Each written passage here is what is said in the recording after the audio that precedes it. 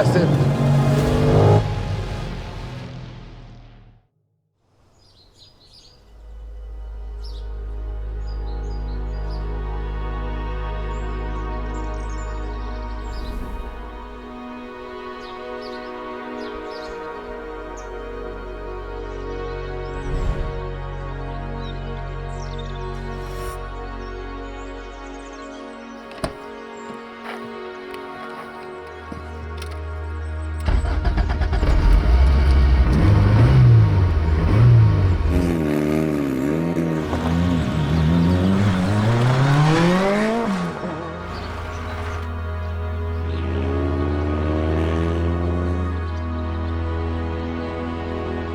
I'm cruising along in a Ford RS200, 1986. Many of you will know the significance of the car.